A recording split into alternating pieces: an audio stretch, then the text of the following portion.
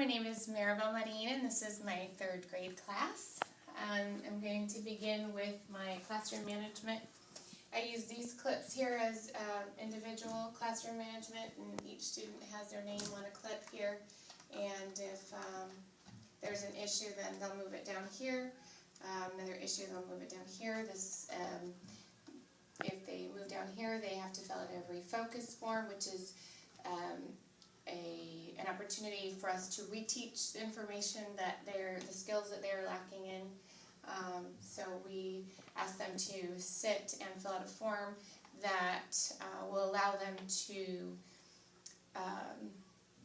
reflect on the choice that they made and see how they could do a better job in the future.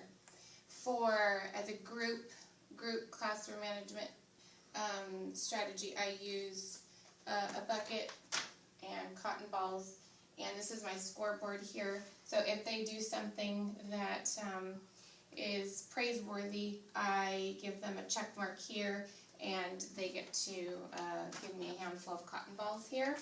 I also use, on an individual basis, I use raffle tickets, and I raffle off prizes on Friday.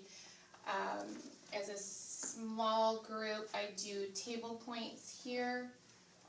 For each table is assigned a college. Our classroom college is UCSD, and within UCSD there are 6 colleges. So each table is assigned a college, and I award table points. And at the end of the week, the table that wins gets a little prize as well. I also use for classroom management to monitor their voices. I use this thermometer, and I place my eraser next to how I expect their voices to be during class time. Either they are not talking, or they're using whisper voices, or group work voices.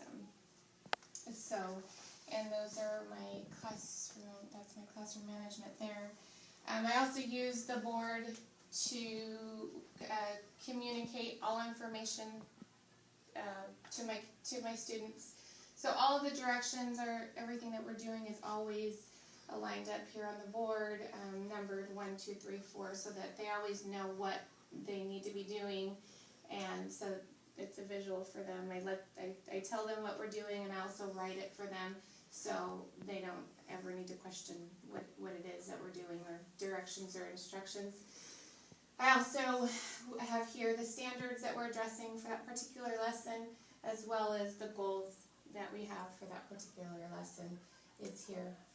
So again, this is all my communication here. Over here I have one of my bulletin boards to showcase student work. Next, I'll go into the classroom seating.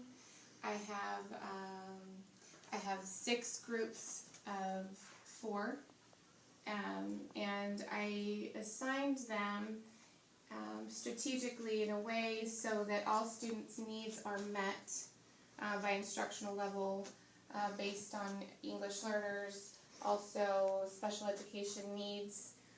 For example, here I have a student who has ADHD, and I made sure to place him with students that I knew would be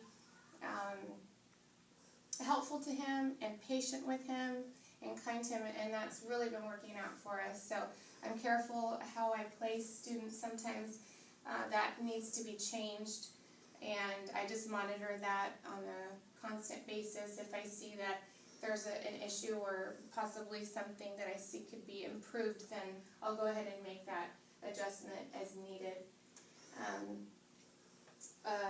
This is a round table for small group instruction, and I bring students back here who need some more small group or individual instruction.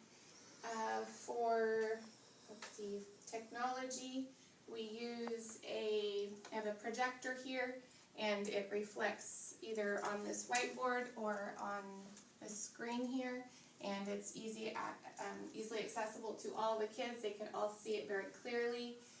There's also a speaker up here, so the students can hear very clearly as well.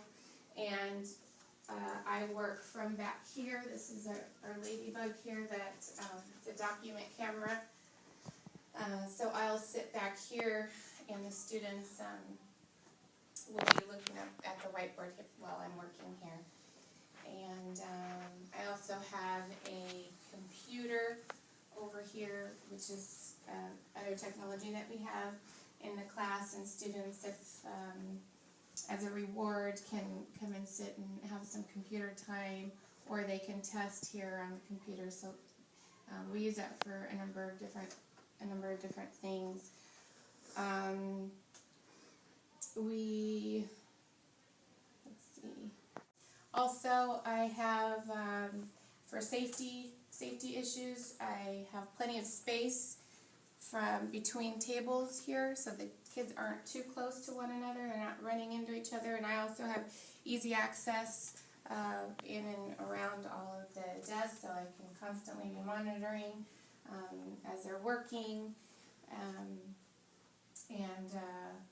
I also, another thing for the tables here is I have them seated this way too, so that they could be engaged in group activities. So this is really conducive to group activity work, to have them seated in this way. For safety also, I have my rules posted up here on another whiteboard that I have that I also use for communication. Our rules are really positive-based rules. Is be safe, be responsible, and be respectful. And we talk about what those particular things actually look like.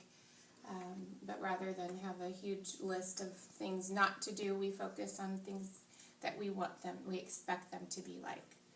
And then over here I have our calendar is here, and then my library, and I have some more showcasing some of their writing, and I think that's it.